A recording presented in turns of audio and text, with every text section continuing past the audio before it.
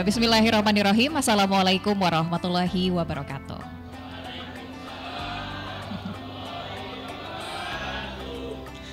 Alhamdulillahirabbil alamin wassalatu wassalamu ala asyrofil anbiya'i wal mursalin Sayyidina wa maulana Muhammad wa ala alihi wa sahbihi ajmain amma ba'du.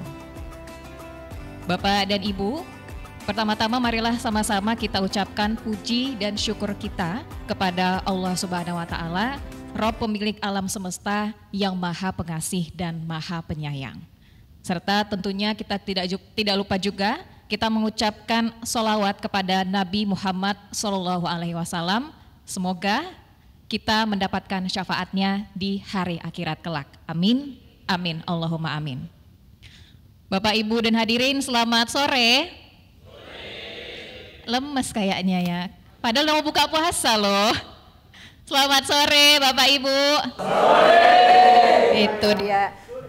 Itu antara nggak lemes lagi atau marah gitu ya. Oke, baiklah. Di penghujung Ramadan ini kita dipertemukan dalam suatu acara yang tentunya sangat luar biasa. Kita berkumpul bersama untuk mendengarkan tausiah dan tentunya nanti juga akan kita bersama-sama melakukan acara buka puasa bersama di lingkungan Dinas Komunikasi dan Informatika Provinsi Sumatera Utara. Kita tepuk tangan dulu boleh? Kita berkumpul dalam acara yang sangat luar biasa dan kita juga sapa tentunya pemirsa podcast Apa Cerita edisi Ramadan 1444 Hijriah. Dalam podcast kita dan tentunya acara kita pada kali ini, kita sapa terlebih dahulu Al Ustadz yang akan memberikan tausiah kepada kita di sore hari ini. Beliau adalah Al Ustadz Khairul Fahmi, Sarjana Hukum Islam. Assalamualaikum warahmatullahi wabarakatuh, Ustadz. Tema dari tausiah kita pada sore hari ini yaitu adalah mengenai Idul Fitri, kembali ke fitrah yang kafah dan universal. Kalau begitu tanpa berlama-lama lagi kita persilakan langsung kepada Ustadz untuk menyampaikan tausiahnya. Pada Ustadz kami persilakan. Assalamualaikum warahmatullahi wabarakatuh.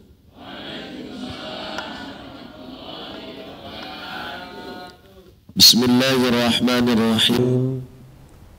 Alhamdulillahi Rabbil Alamin. Allahumma salli wa sallim ala Sayyidina Muhammad miftahi babi rahmatillahi adada ma fi ilmillah salatan wa salaman daimaini bidawami mulkillahi wa ala alihi wa sahbihi ajma'in amma ba'du.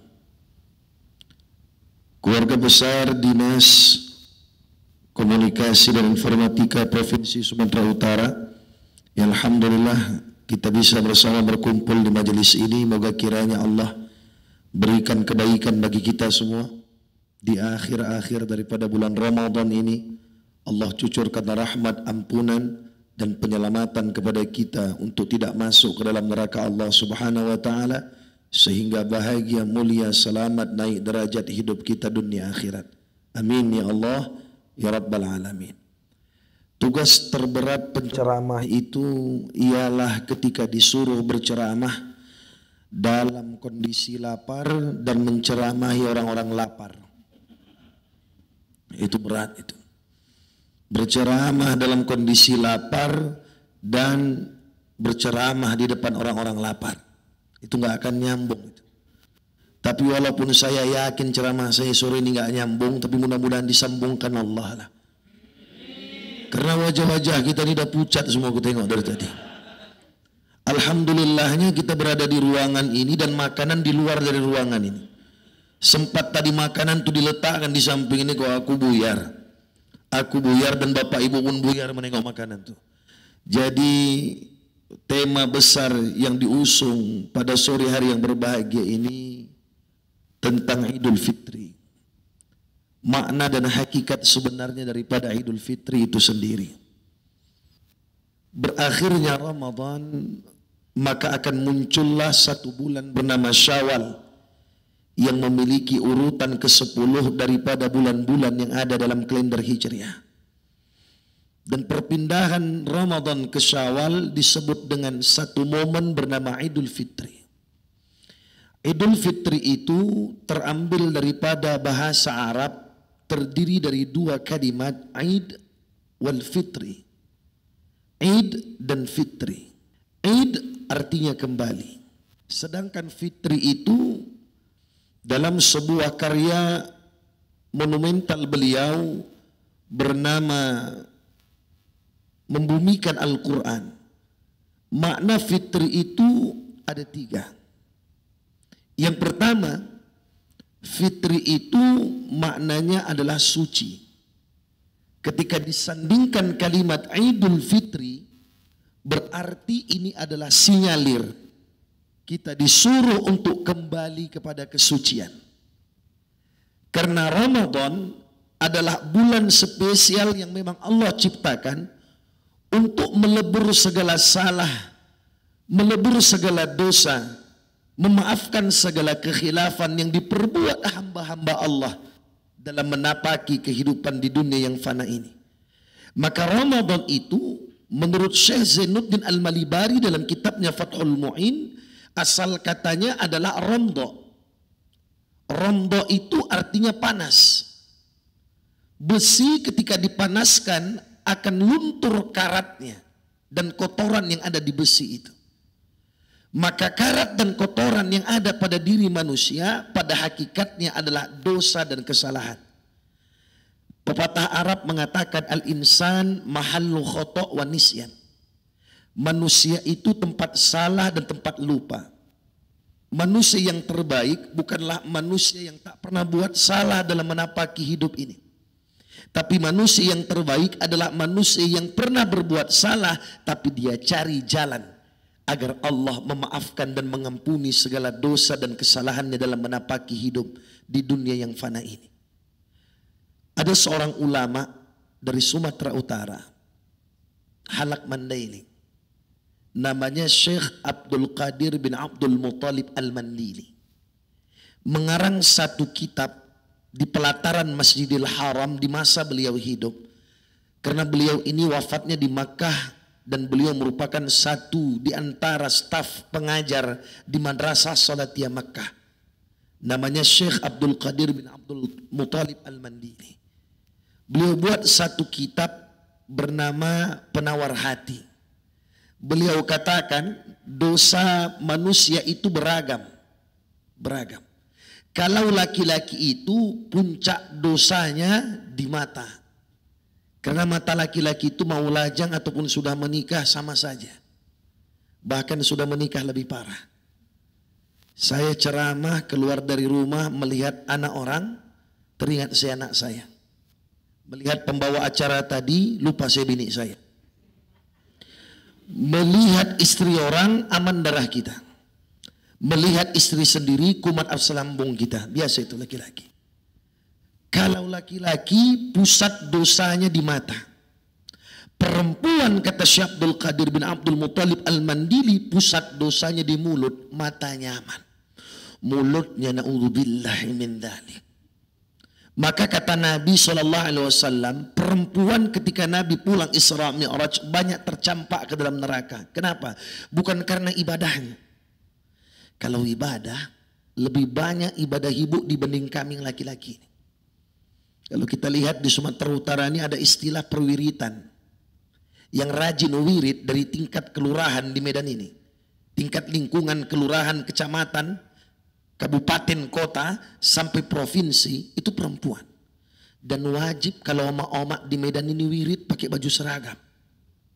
Kalau kami, ayah-ayah, kalau ada kita yang mohon maaf ikut wirid, jarang berseragam.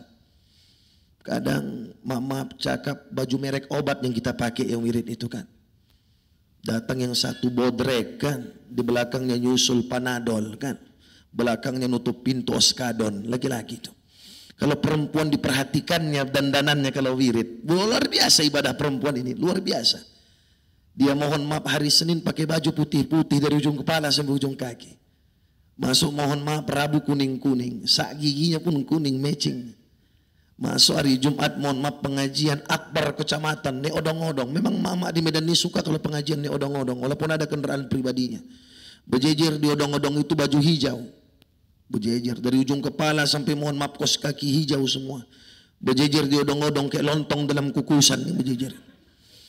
rajin wirid, rajin baca Quran, yang bertadarus di masjid-masjid Ramadan di Medan ini, mana lebih banyak? Bapak-bapak atau mohon maaf oma-oma? Oma-oma.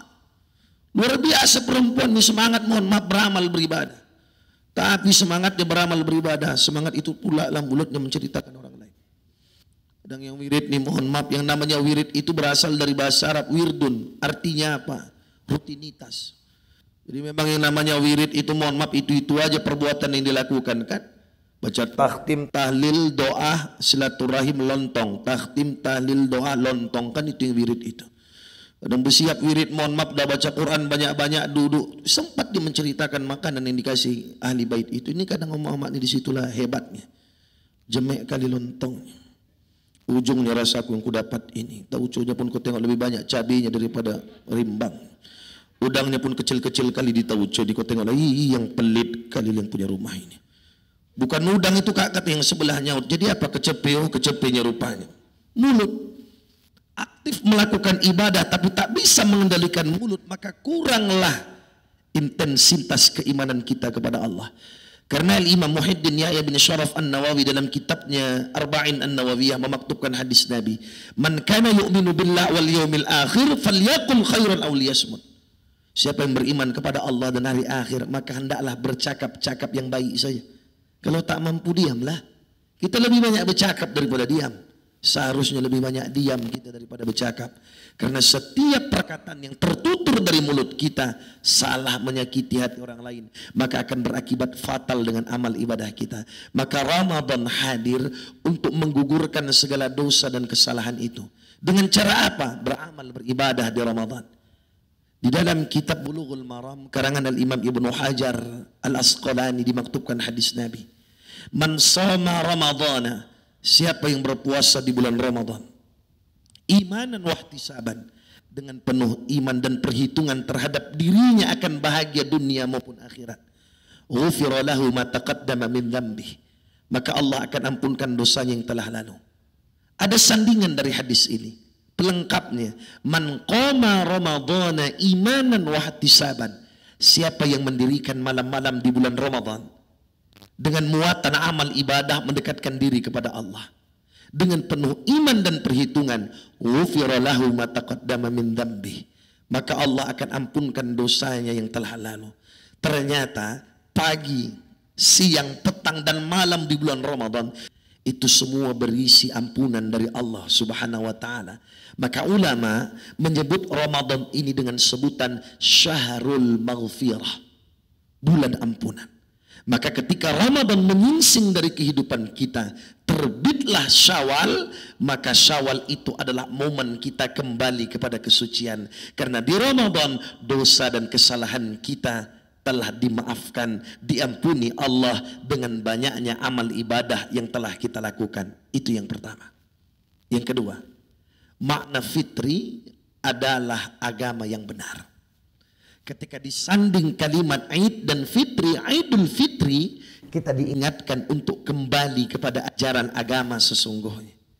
Innad dina indallahil Islam. Agama yang teramat Allah sukai dan ridai di sisi Allah adalah Islam. Maka Ramadan adalah bulan tempat orang benar-benar mengamalkan dan mengaplikasikan nilai-nilai agama dalam kehidupannya. Jadi beragama itu bukan hanya menjaga hubungan baik kita dengan Allah yang menciptakan kita, tapi juga menjaga hubungan kita antara sesama. Hablum minallah wa hablum minan nas, bahasa Al-Quran. Banyak orang pandai menjaga hubungannya kepada Allah. Dia sholat hingga hitam jidatnya, padahal hitam jidat itu bukan tanda sholat ya. Terjedut ke pintu pun awak hitamnya jidat awak. Dia mohon maaf puasa sehingga kering kerontang badannya. Dia haji 37 kali karena kebetulan punya KBIH. Umrah selama hidup 74 kali sampai unta di Mekah muak nengok muka dia tiap bulan yang berangkat tuh. Tapi dia tak pandai menjaga hubungan baiknya dengan manusia. Maka Allah Subhanahu wa taala tak hitung dia menjadi orang yang sempurna dalam menjalankan agama Allah. Maka kita yang hari ini sudah baik menjaga hubungan dengan Allah melalui ibadah-ibadah yang bertingkat dan selalu kita lakukan di bulan Ramadan, maka hubungan kepada manusia pun dengan apik harus kita perbaiki. Maka Ramadan dengan berpuasa dan berlapar-lapar ria 13 jam kurang lebih, baik dari terbitnya azan subuh sampai nanti maghrib 13 jam kurang lebih, kita diingatkan Allah ternyata lapar dan haus itu sakit.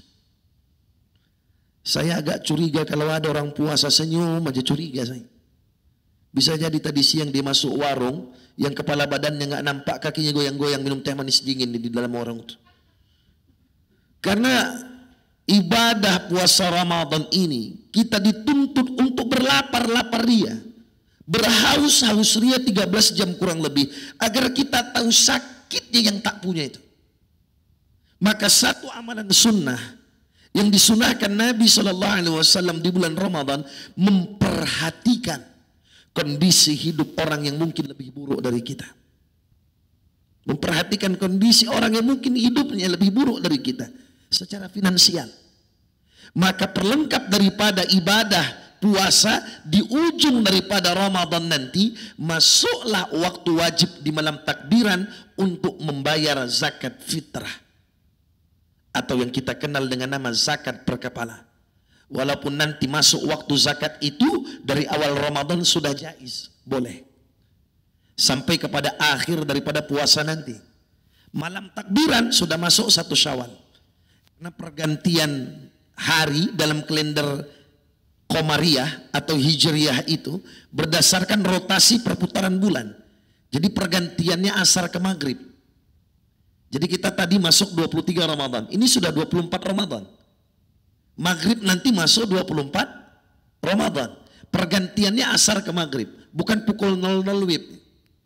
Jadi malam takbiran itu sudah masuk wajib zakat namanya. Boleh zakat dari awal Ramadan. Sunnah bayar zakat ketika hendak berangkat sholat Idul Fitri. Makruh bayar zakat khotib sudah selesai menyampaikan khutbah turun dari mimbar, dan haram membayar zakat asar di hari raya Idul Fitri. Walaupun haram kalau terlupa gara-gara masang gorden jendela. Kadang banyak kita yang lupa bayar zakat nih gara-gara gorden. Kurang-kurangilah. Gara-gara mohon maaf menyusun wajib Bandung di toples tuh. Maka zakat ini penting, ya. Karena inilah penyempurna daripada amal ibadah kita yang mensetarakan hak Allah dan hak manusia terhadap diri kita.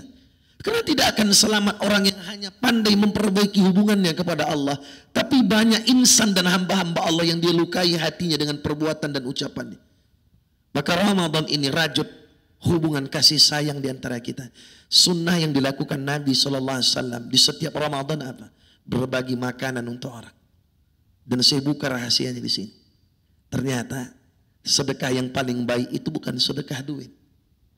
Sedekah yang baik itu adalah sedekah makanan dan minuman.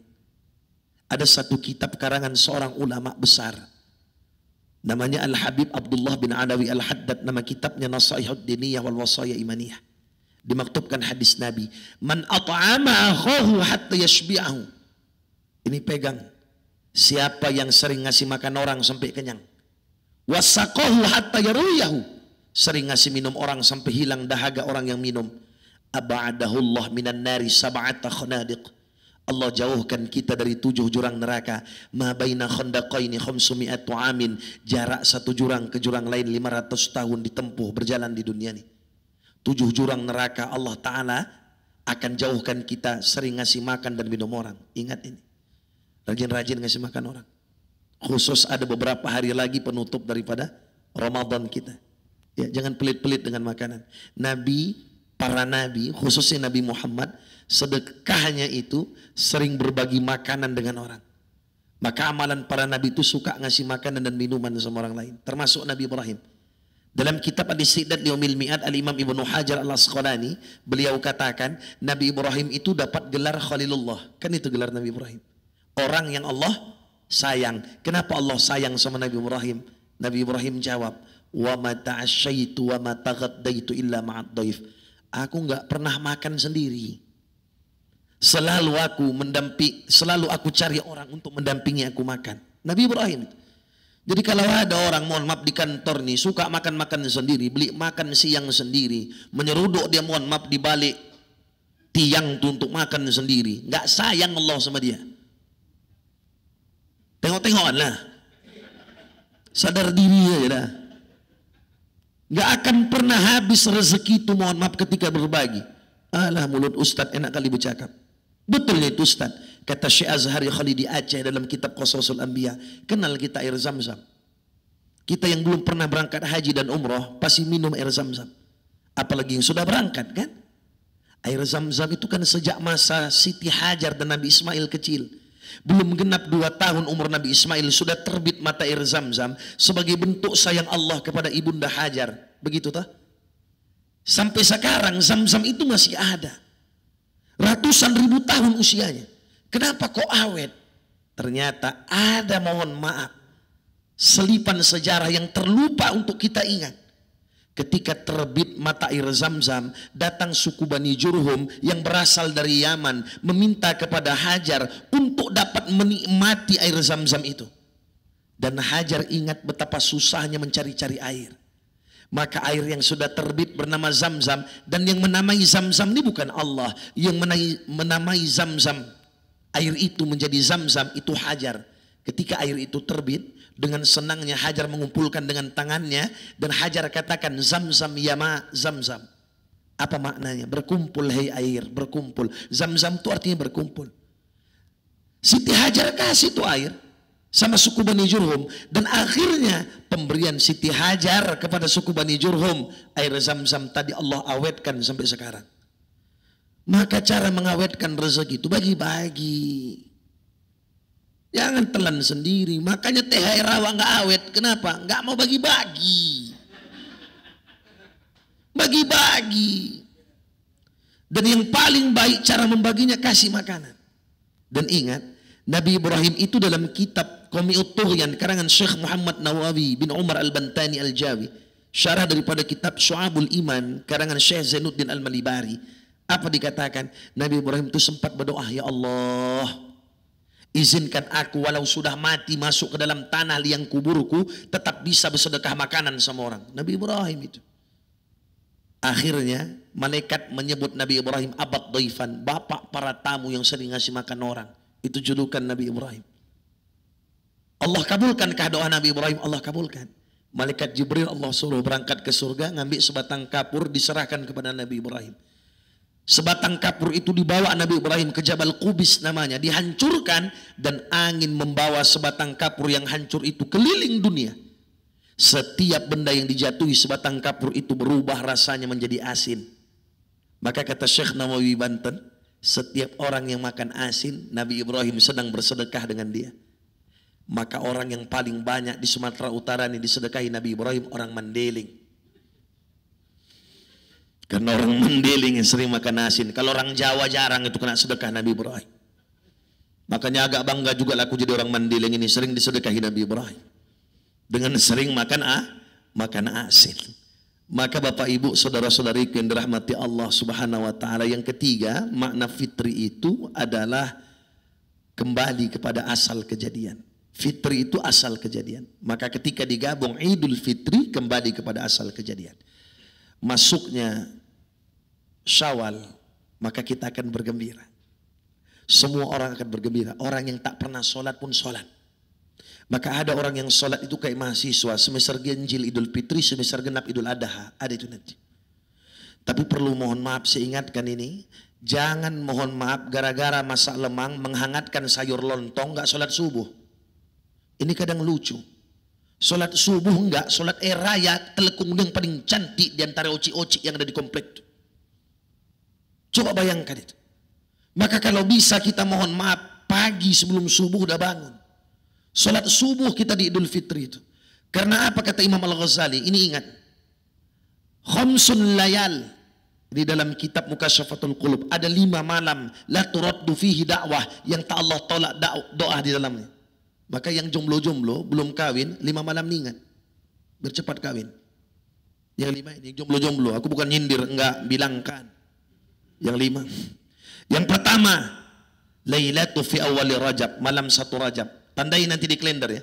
setiap malam 1 Rajab, maka makbul doa. Yang kedua, Lailatul fi nisfi Sya'ban, malam nisfu Sya'ban. Yang ketiga, Lailatul Jum'ah, malam Jumat, tadi malam. Sampai ke asar ini, makbul doa. Maka malam Jumat itu ibadah banyak, baca surah Kahfi, solawat, ya. Tolong, jangan jorok pikiran kita memandang malam Jumat. Ini kadang, entahlah. Kalau udah kena malam Jumat, pulang dia cepat dari masjid, kemana? Biasalah, malam Jumat. Di otak dia malam Jumat itu aja. Pahamlah maknanya itu aja ya. Jadi kalau di luar Ramadan, kalau melakukan yang itu, nggak usah nunggu malam Jumat. Minggu terik panas matahari pun ibadah itu kalau itu. Tapi jangan identikkan malam Jumat dengan itu. Karena ibadah di malam Jumat itu banyak termasuk berdoa. Yang keempat, Lailatul Idul Fitri, malam Idul Fitri. Ini kadang gara-gara pulang kampung lupa berdoa. Gara-gara masang gorden jendela, ini mohon maaf perempuan. Kalau kalian mohon maaf, berharap kami laki-laki ini bisa membantu kalian di malam Idul Fitri, alhamdulillah. Tapi jangan karena mohon maaf perkara cantik, laki awak jadi babu. Ini banyak kadang mohon maaf, suami-suami ini kalau malam Idul Fitri jadi pembantu istrinya. Aku yang ustadznya aja kalau malam Idul Fitri jadi tukang gorden aku. Kadang sakit juga hati awak. Manjat sana, manjat sini, tak ada juga. Tapi mohon maaf, tolong di malam Idul Fitri itu apapun kelakuan dan perilaku serta perbuatan kita, jangan pernah lupa untuk berdoa yang baik-baik. Yang kelima, Lailatul Idul Adha, malam Idul Adha. Maka doa itu bukan hanya sekedar angkat tangan berdoa ya. Al-kalamu nisbut doa, ucapan itu doa. Maka kalau bercakap, bagus-baguslah. Apa kabar kak? Sehat, sehat walafiat, titik. Itu jadi doa. Ini kadang enggak, apa kabar kak? Sehat lah, inilah sehat orang tua. Bengek tiap hujan, bengek. Setiap mohon maaf bangkit dari tempat duduk pasti megang tiang. La ilaha illallah, kumat asam urat. Sehat orang tua. Dan ada satu lagi yang kita yang muda-muda ini, kadang suka kak di berseluruh, tapi tak pada tempatnya. Apa kabar bang? Sehat? Ya salah, sehat. Dompet enggak sehat, maka miskin terus, miskin. Maka jangan pernah mengeluarkan perkataan yang tak senonoh, karena ucapan kita adalah bahagian dari doa kita. Maka setiap masuk Syawal, ketika Idul Fitri datang, pagi hari kita berangkat dari rumah, dan sunnah semua umat Islam keluar dari rumahnya menuju tempat sholat, baik tanah lapang maupun masjid dan musola yang ada. Keluar, termasuk perempuan yang haid. Keluar. Bukan berarti disuruh sholat, karena haram hukumnya sholat bagi perempuan yang haid. Tapi ikut meramaikan, bergembira dengan kehadiran Syawal. Walaupun pada hakikatnya kita bersedih ditinggalkan bulan suci Ramadan. Karena bulan Ramadan ini adalah bulan istimewa untuk kita. Tapi tetap kegembiraan itu ditunjukkan dengan beramai-ramai dari rumah ke tempat sholat. Sambil mengumandangkan takbir. Maka bergerlianya orang keluar dari rumahnya. Kata Syekh Ali bin Abdurrahman Al-Kalantani dalam kitab Al-Jawharul Mauhub, itulah hakikat Idul Fitri. Seperti kita keluar daripada kubur kita, yang disebut dalam bahasa agama barzah, menuju satu tempat bernama mahsyar. Jadi melangkahkan kaki nanti sholat daripada Idul Fitri, daripada rumah kita berangkat sholat Idul Fitri, ingat beginilah kondisi kita nanti menuju mahsyar. Maknanya apa? Setiap orang akan berhujung kepada satu kata, kematian. Kata Imam Qurtubi dalam kitab Tadhkir Al-Qurtubi, sab'ina marrah fi kulli yawm, 70 kali sehari semalam malaikat Israel itu nengok-nengok awak yang enggak sadar. 70 kali sehari semalam malaikat Israel itu bereng-bereng kita yang enggak sadar. Kalau 70 kali sehari semalam dibagi 24 jam waktu hidup kita, per 15 menit sekali malaikat Israel nengok awak. Tapi awak gak sadar. Itu menandakan apa? Dekatnya kita dengan liang lahat kita. Maka benar-benarlah persiapkan diri dengan sebaik-baiknya. Ada beberapa hari lagi Ramadan yang akan kita lewati. Bersungguh-sungguh.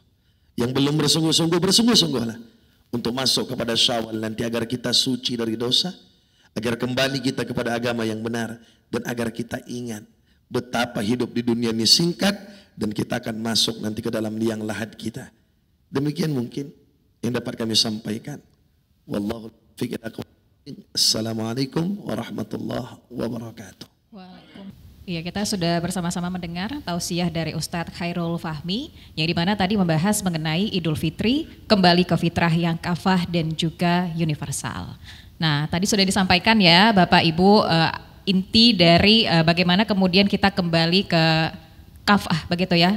Idul Fitri kembali ke fitrah yang kafah dan universal. Jadi masih ada sisa waktu beberapa hari lagi, masih ada kesempatan untuk kita berpuasa begitu, tidak hanya sekedar lapar dan haus, tapi kita tingkatkan juga kemudian amal ibadah kita begitu agar kemudian Ramadan ini menjadi Ramadan yang terbaik begitu. Oke. Nah, untuk Bapak dan Ibu yang ingin bertanya, kita buka kesempatan untuk langsung bertanya kepada Ustadz, masih terkait dengan tema kita, Idul Fitri kembali ke fitrah yang kafah dan universal. Kepada Ibu, Bapak, kami persilakan, ada yang ingin bertanya? Assalamualaikum warahmatullahi wabarakatuh. Terima kasih Ustadz. Ingin bertanya Pak Ustadz, mungkin kami di sini baru-baru hijrahnya sebenarnya Pak. Walaupun rambut sudah memutih, tapi sebenarnya baru hijrah. Artinya mau menuju yang baik kami di sini. Jadi ingin bertanya kepada Pak Ustadz, kiat-kiat tadi kita kembali ke Fitri setelah Ramadan, kiat-kiat supaya menjaga iman itu yang kami rasakan ini Pak Ustadz. Kadang melihat orang merokok aja udah wah ini kembali ke diri itu. Wah, padahal berarti waktu dulu saya begini seperti inilah pandangan orang kepada saya gitu.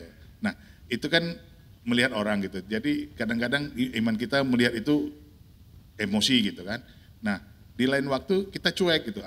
Itu urusanmu, urusanku, ibadahku sendiri. Jadi gimana kira-kira kiatnya Ustadz untuk menjaga agar iman itu tetap stabil. Demikian saja Ustadz, mohon maaf. Wassalamualaikum warahmatullahi wabarakatuh. Waalaikumsalam warahmatullahi wabarakatuh. Kiatnya Ustadz supaya iman kita tetap stabil, begitu. Seperti apa Ustadz? Bismillahirrahmanirrahim. Terima kasih pertanyaan Pak Gading yang luar biasa. Arus listrik ketika masuk ke satu rumah, maka dia akan stabil ketika ada alat itu yang bernama stabilizer. Itu yang akan menstabilkan arus. Maka ternyata iman seseorang itu, kata Imam Al-Ghazali dalam kitab Ihya Ulumuddinnya, yazid wa yanqus. Kadang naik, kadang turun. Pas lagi gajian dapat THR naik iman tuh. Sholat rajin, duit banyak. Begitu mohon maaf berkurang, THR sudah mulai pening, sholat pun tinggal. Jadi memang kondisi hidup manusia itu begitu. Yang imannya selalu naik para nabi. Imannya selalu turun syaitan. Kita ini tengah-tengah. Kadang naik, kadang turun. Maka untuk menstabilkan iman itu biar terus stabil. Terus terarah. Maka kata Nabi adalah kalimat la ilaha illallah.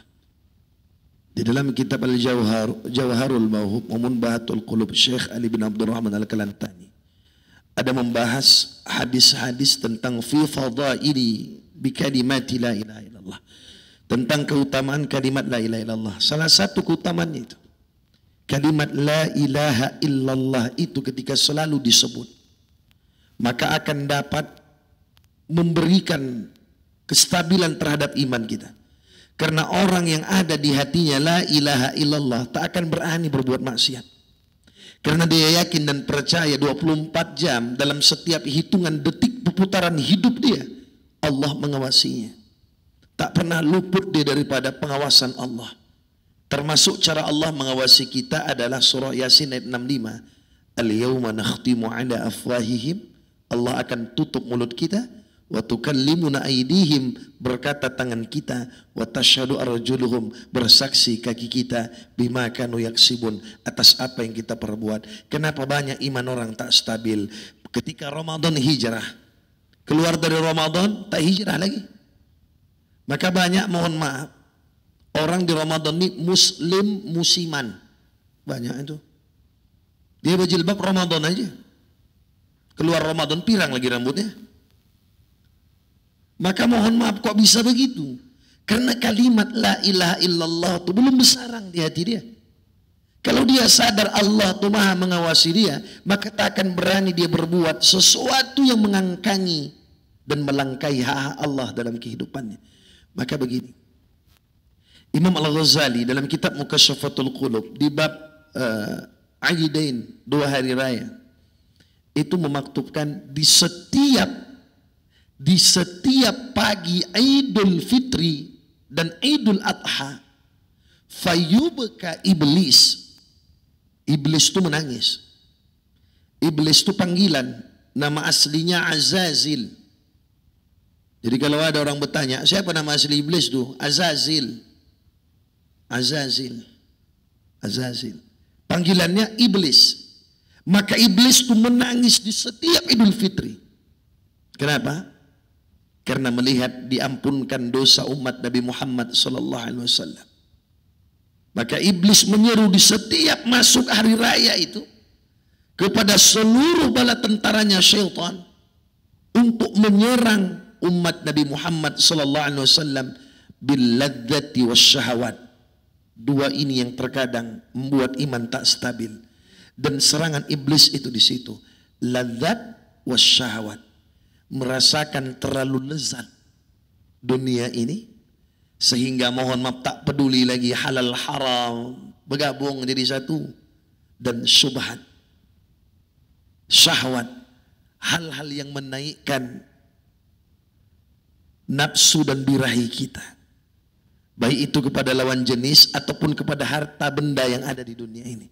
Maka kedua ini dikendalikan dengan cara puasa. Maka selain kalimat la ilaha illallah yang dapat menstabilkan iman kita agar kelezatan dan syahwat sebagai peluru iblis itu tidak menggeser keimanan di hati kita, maka perbanyaklah ibadah puasa. Dan yang ketiga, cara menstabilkan iman, berkumpul dan duduklah kepada orang-orang saleh.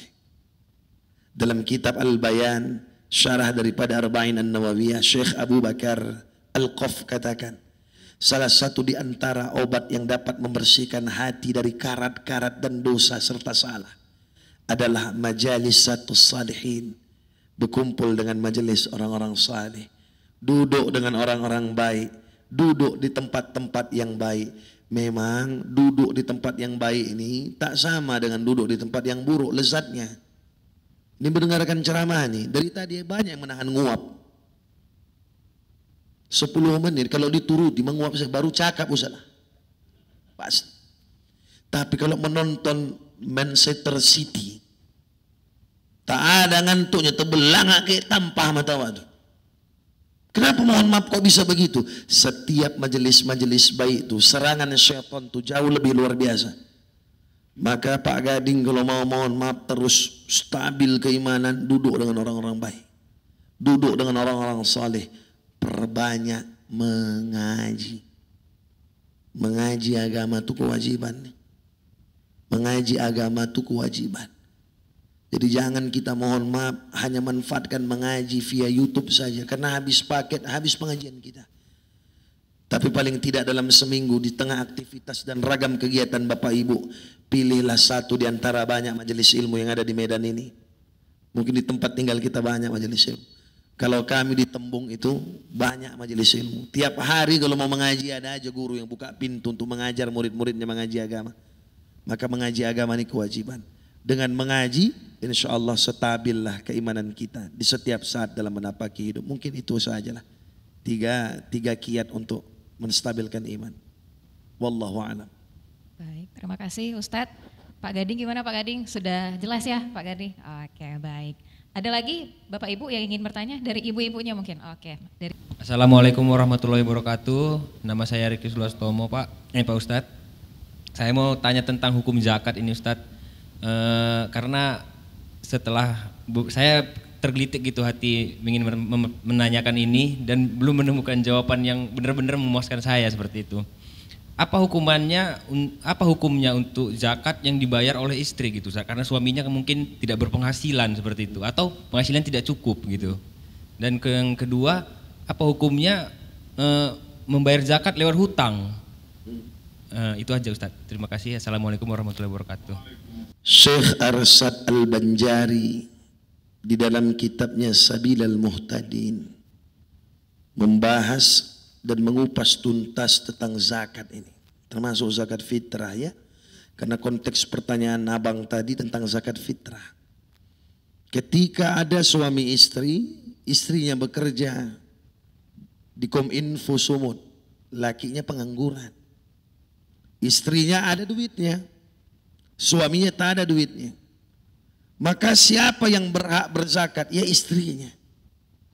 Bagaimana dengan zakat anak? Maka istri tak berhak wajib membayar zakat anak. Karena anak dan istri itu pada dasarnya adalah kewajiban suami. Ketika suami tak mampu, istri mampu, maka istri hanya membayar zakatnya sendiri, tanpa harus ikut membayar zakat suaminya dan membayar zakat anaknya. Karena istri adalah tanggung jawab dari suami. Oke, itu satu. Tapi kalau istri, ini yang kedua, ingin membayar zakat anaknya, suaminya tak berhak dibayar. Karena istri tak bertanggung jawab dengan suami, tapi suami bertanggung jawab kepada istri.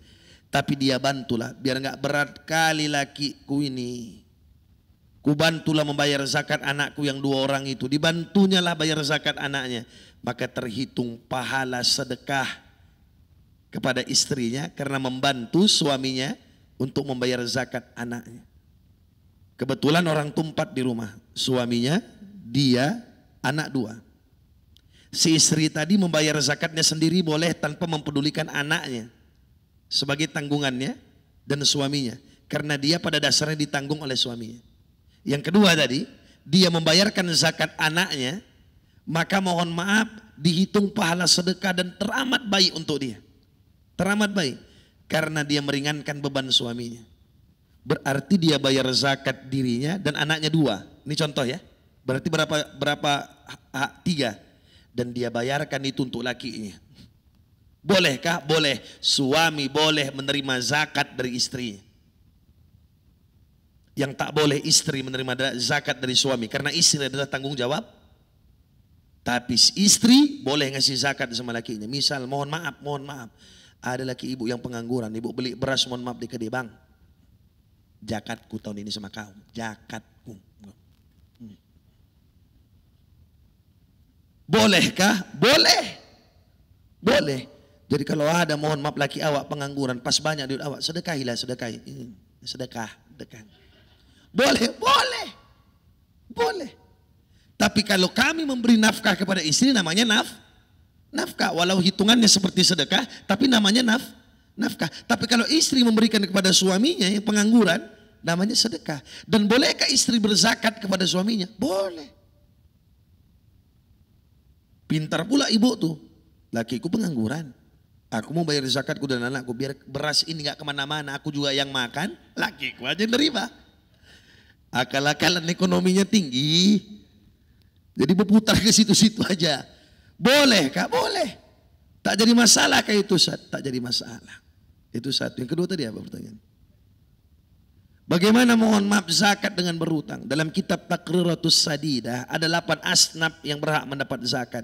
Maka orang berhutang tak layak berzakat. Jadi kalau awak mohon maaf tak bisa berzakat fitrah, ya udah berarti awak berhak menerima zakat fitrah, bukan untuk berzakat. Tapi perlu diingat, kalau sudah banyak beras tuh tertampung di dapur, jangan nggak dikeluarkan zakatnya. Kadang orang miskin ini pun lain akalnya. Dia kebetulan mohon maaf bukan hanya dapat dari masjid, tetangganya pun ngasih 2,7, 10 rumah. Berarti 27 kilo. Ditanya orang, zakat uang? Enggak, aku berhak nerima zakatnya, aku miskin. Tapi 27 kilo udah mohon maaf, bukan hanya untuk makan, mandi beras pun bisa waktu. Maka bagi orang miskin, kalau sudah malam itu dia dapat zakat dari orang, dan mohon maaf sudah sampai berpuluh-puluh kilo, maka berhak nggak dia mengeluarkan zakat?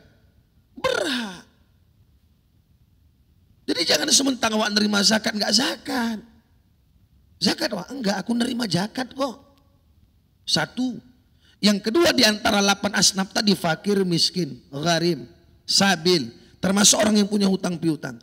Janda sama anak yatim tak termasuk asnaf berhak menerima zakat. Kalau alasan janda dan anak yatimnya.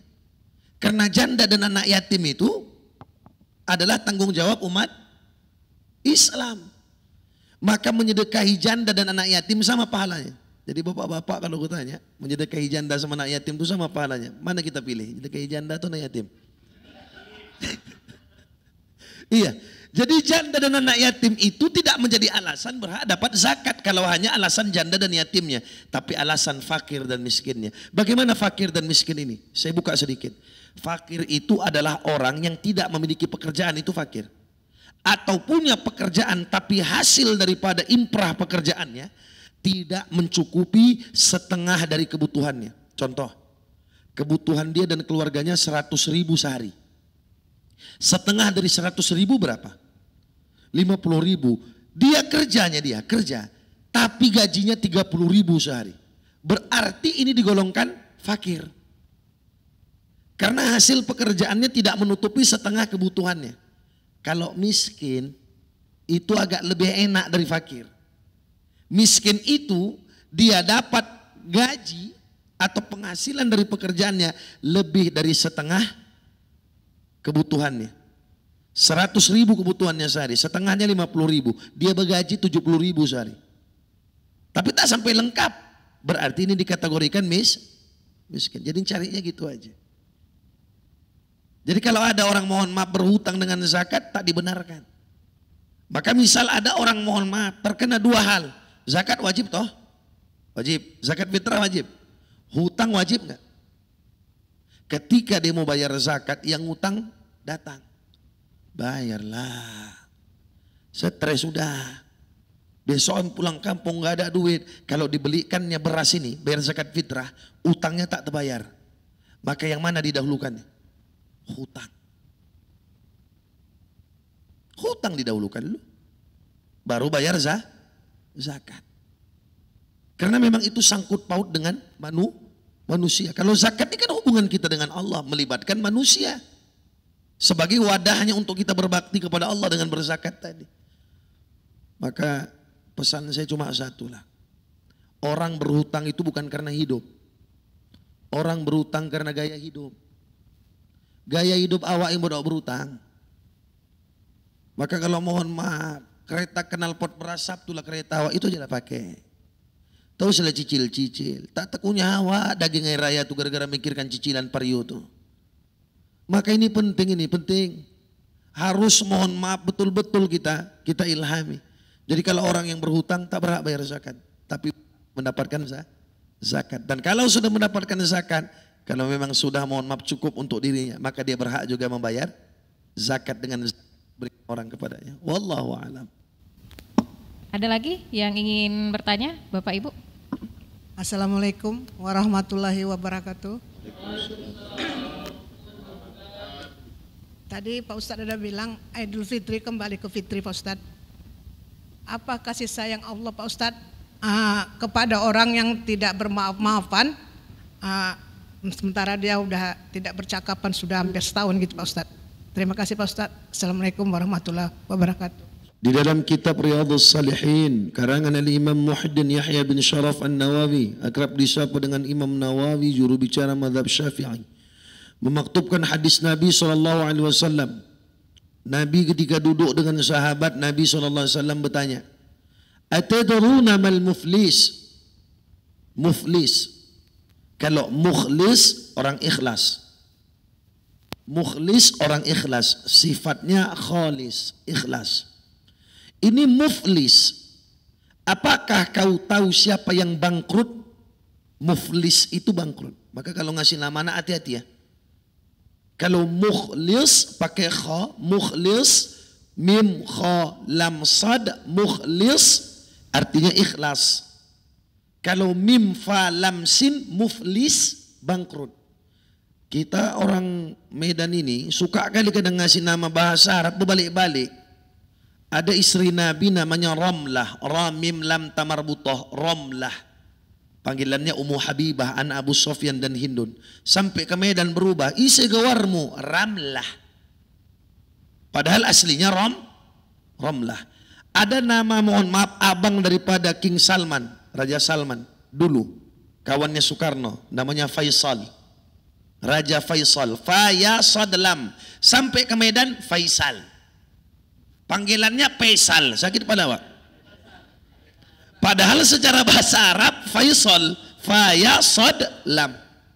Maka muflis itu bangkrut. Kau tahu siapa yang bangkrut itu, kata Rasul sama sahabat?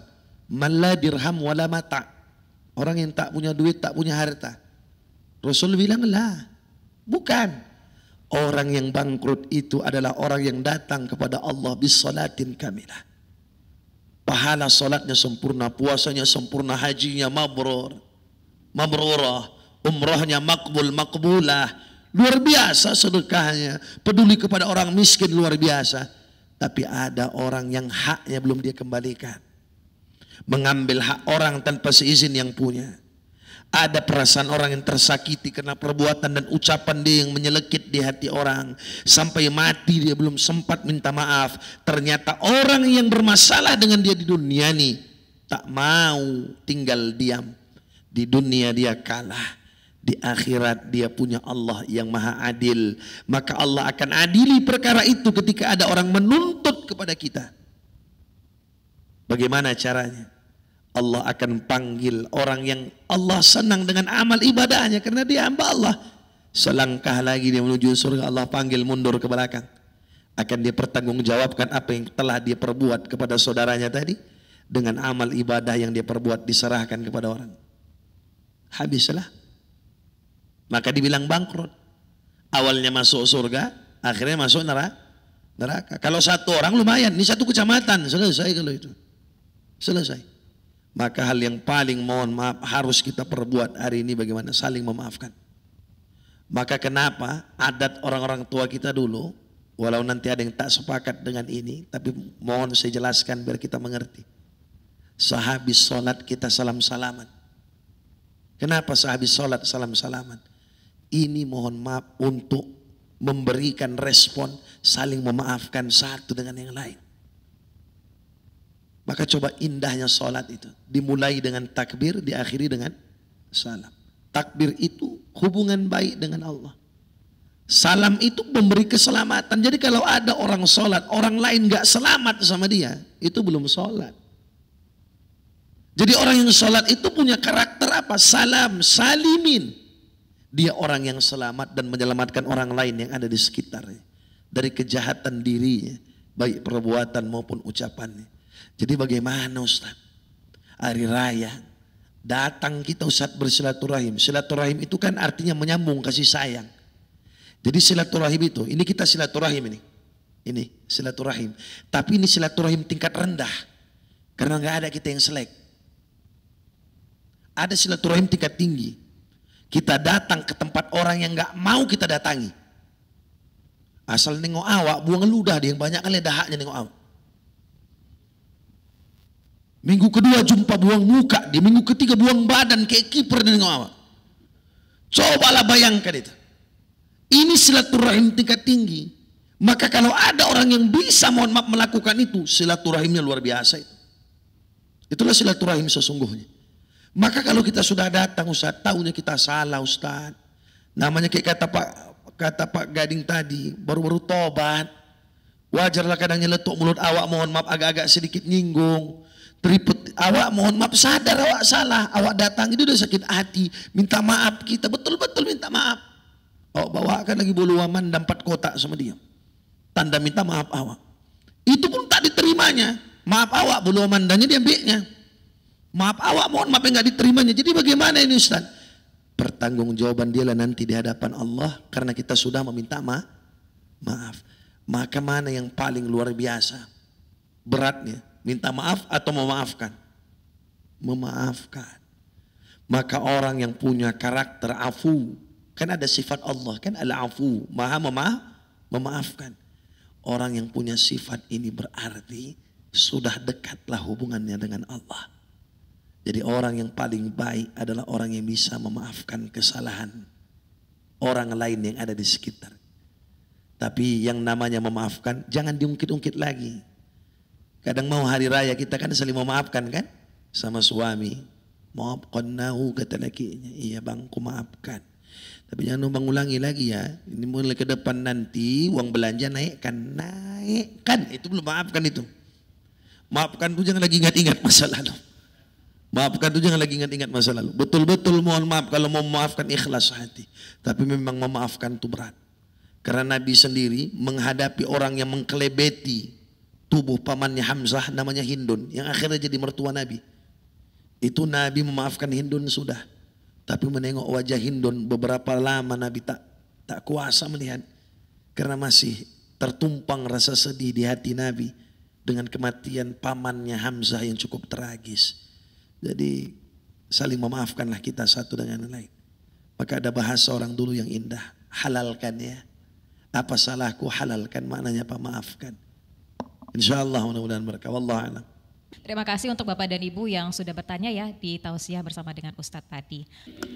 Iya, baiklah Bapak dan Ibu dan juga tentunya pemirsa podcast Apa Cerita, demikianlah acara tausiah kita pada sore hari ini. Terima kasih sekali lagi kita ucapkan untuk Ustadz Khairul Fahmi yang sudah memberikan tausiahnya pada sore hari ini. Terima kasih untuk Bapak dan Ibu yang sudah bersedia hadir dan tentunya juga Bapak dan Ibu yang sudah bertanya tadi ya di sesi tanya jawab.